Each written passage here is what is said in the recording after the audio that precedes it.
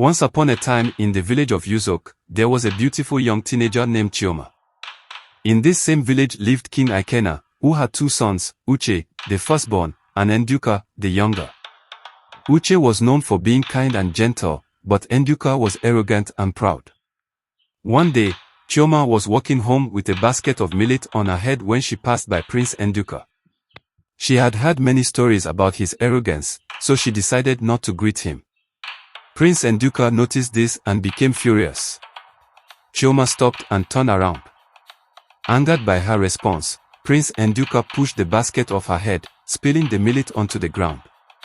Chioma stood in shock as she stared at the millet scattered on the ground. She had worked hard to gather that millet, which her family was going to eat that night. With tears in her eyes, she walked away, vowing to one day take revenge on the arrogant prince. Years passed, and Chioma grew into a stunning young woman. Prince Nduka, now a man, was searching for a wife.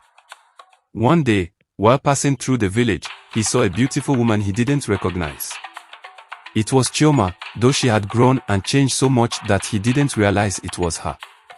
Chioma, recognizing him, ignored his greeting and walked away without a word. The prince was intrigued. Excited by the idea, Prince Nduka went to Chioma's parents to offer them gifts and ask for her hand in marriage. Chioma's parents were surprised by the request but didn't accept the gifts. On his way to see Chioma, Prince Nduka spotted her sitting under a tree, chatting with her boyfriend, Abu. Furious at the sight, he stormed over to confront her. Chioma looked at him, unimpressed, and hissed. Together, Chioma and Abu walked away, leaving the prince fuming. Later, Abu spoke to Chioma.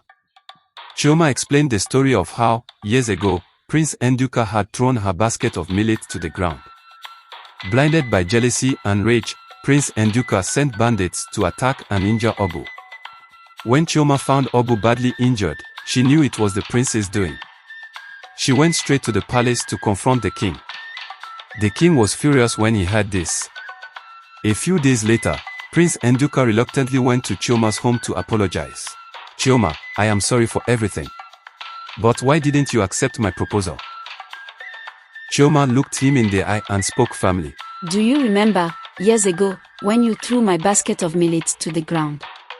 My family went hungry that night because of you. I could never marry someone who treats others with such cruelty. The prince was speechless, but it was too late. Chioma and Abu were already preparing to get married. Devastated, Prince Nduka walked away, knowing he had lost her forever. On the day Chioma and Abu got married, word reached Prince Nduka. He sat alone in his chambers and wept bitterly. Had I known. And so, Chioma lived happily with Abu, while Prince Nduka was left to live with the consequences of his arrogance. The end.